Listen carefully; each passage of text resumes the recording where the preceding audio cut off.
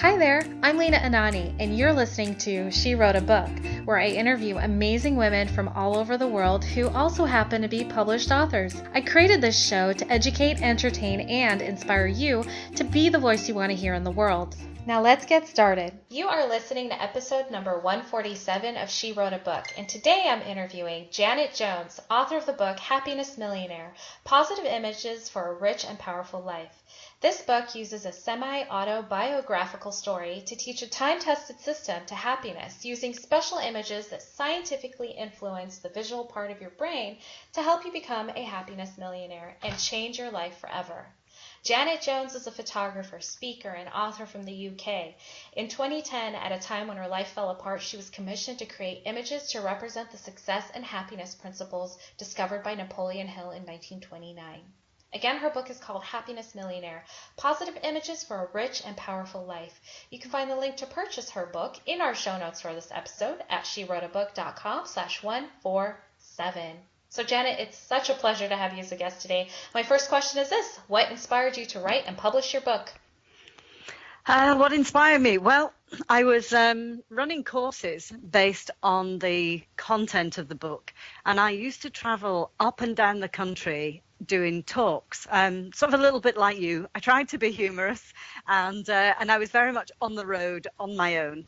And then people started to ask me where could they get my book, and that happened 3 times. Now, I'm a great believer that when somebody says something to you 3 times, that's the universe talking.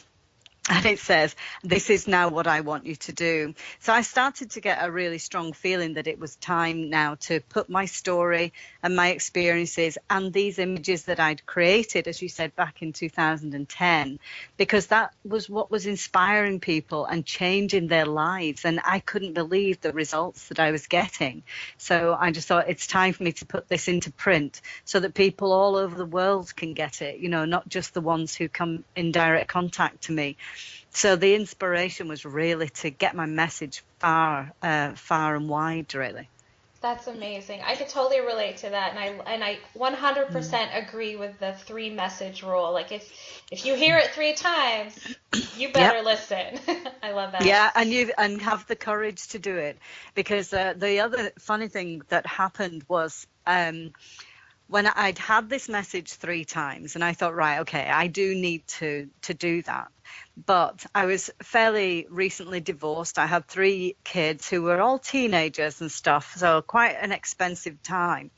And my business was very new, but I was starting to take off, so my workshops were doing quite well. But I knew that I would have to take the time out to write the book. I couldn't write the book and work as well. And for anyone who's read it or is about to read it, you'll understand why. And that's because it's got a deeply personal story. And the story is basically of 2 people in search of happiness, that one found it and one didn't. And my dad didn't, and he took his life in 1994. And then I went on a journey to find my happiness, and I did, which is great. So that was what was behind the book, and I knew that it was going to take a lot out of me. So when I came to be doing my workshops, I thought, if I can just get one more workshop under my belt, then I'll be able to stash that money into my bank account. That'll keep my business afloat. It'll keep my bills paid for, the next 2 years or however long it was going to take. But the universe is great, though, because the universe knew if I'd have had one more successful workshop, I would have wanted another. So everything I did went against me, and I did all the marketing stuff. I followed all these gurus who are teaching all the marketing, and I did everything. I was ticking all the boxes, and nothing worked. And I ended up my last workshop, or before writing my book, I had 2 people on, and I was used to like 10, 12 people. And I just thought, I know it's the universe that's saying, I just want you to stop and write your book. And I'm going to make life uncomfortable for you until you do. So when you hear it 3 times, just have the courage to do it. I love would it. be my advice. I love it. And Yeah. It sounds like your book also inspires your readers to have courage. How has your book, or how can your book give someone the power to change their life? Well, Two things. One is that it's based on time-tested principles. So, I don't like to use the word guaranteed particularly because it's down to somebody's effort. But if you put the effort in and you follow this system, it is guaranteed that you'll change your life.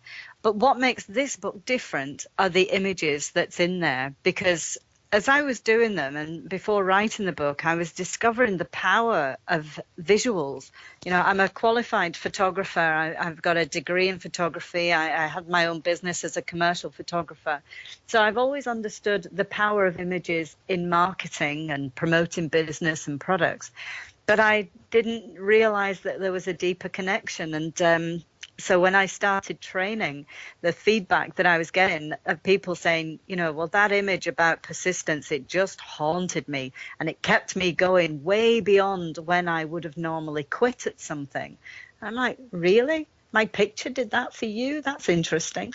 So when I came to write my book, I thought, well, I don't want to just waffle and write a book thinking, well, this is what it's done for me. I wanted to know the science behind it, because if I were reading a book, I'm a big reader and I need to know where that credible information has come from. I don't want it to just be one source. So I thought that's what I need to do with my book. And so I researched what an image does with the mind, and the fact that we've got 500 million brain cells that are purely for visuals. So, of course, the things that we see are going to have an impact on the actions that we take. So if you can put some positive images into your mind that teach you this time-tested system, surely that's going to have a huge impact for people. And it is doing. So, like I said, the science behind it shows how profound this system actually is in a visual way. So it's helping people to see the success in their lives, really.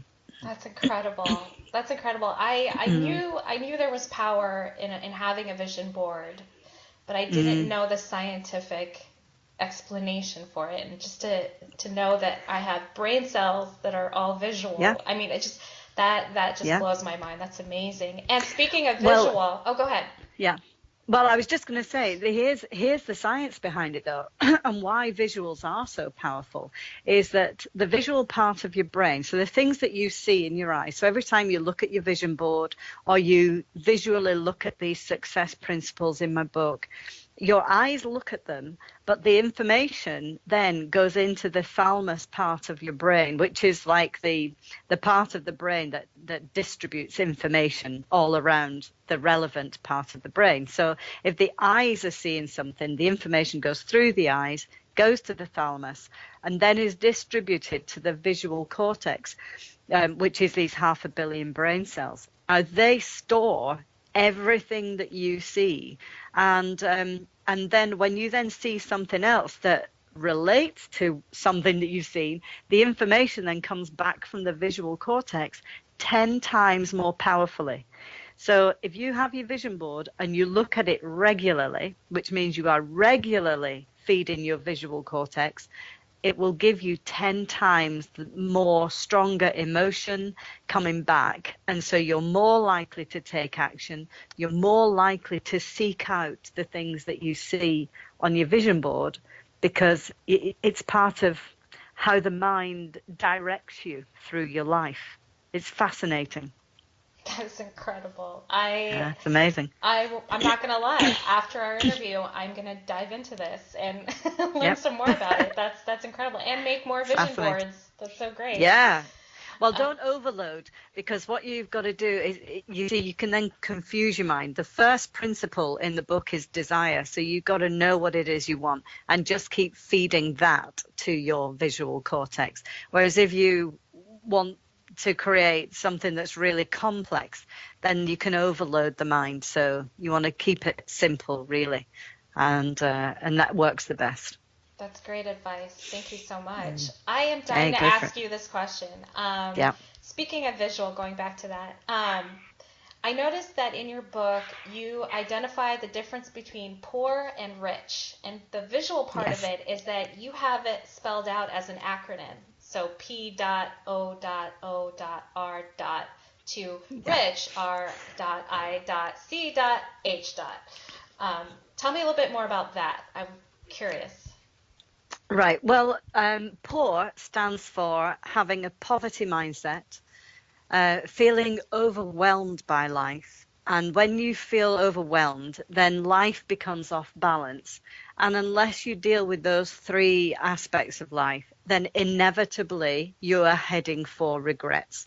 And some people are totally blind to having a poverty mindset and life being overwhelmed and off balance, and thinks that, life is just stressful. It's just how it is. And then one day, boom, life falls apart. And then come the regrets. And obviously, my dad is very much in that camp. And I was in the poor camp. I had a very poverty mindset filled with fear and worrying about money, worrying about my kids, worrying about me and everything. I mean, I was a walking wreck. But then I discovered these principles, and I realized that actually they really enriched my life, and they made my life richer by helping me to create better relationships, which is the R. And so that is not just relationships with others, but relationships with yourself. It increased my level of income because I then started to work in this field. And even as a commercial photographer, once I'd changed my mindset, then work started to come in. So they also made me feel more confident, and I took better care of myself, so I was healthier. So that's the rich, so relationships, income, confidence, and health. So the idea is to move from poor into rich. And it works in the same way as if it was money. If you want to improve the amount of money you have, you've got to work out how poor you currently are. So you've got to know where you are in order to get to where you want to go. Emotionally, where you are in your level of how much stress and anxiety is in your life. And then you can become rich then. You can follow the principles to make your life rich. So it's great, and it works. Brilliant. Janet, my last question for you is this. What do you love most about being an author? I'm laughing because it's hard work. Well, it's really hard work, but actually it's incredibly fulfilling. I never know which day I'm going to check Facebook and there's a really lovely message, either a personal message or somebody's, put a message up to say how this book has impacted their life. And that's when it makes it all worthwhile. It took me just over 3 years to write it and get it. It is a really beautiful book. That's a lot of feedback that I get and it's a proper book. It's not a pamphlet book. It's a proper book, and it will change people's lives. And so that makes all the hard work really worthwhile. So yeah, it's hugely fulfilling, but do it right. I was a real stickler. I had to have the right designers. I made sure I had the right editors, and I was close to working with them. So it wasn't somebody who I didn't know. I knew the team that I had for that book. I knew them. So for me, it's about that, and it's make sure that what you put in your book is top quality, and then you'll get the fulfillment, because that's when people talk back to you. So yeah, it's great. Love it. Great. Well, Janet, thank you so much for being our special guest today. We will have a link to your book in the show notes for this episode, and our listeners can find that at SheWroteABook.com/147 to learn more about our author and her lovely book. Thanks again, Janet. It's been a pleasure. Thank you very much.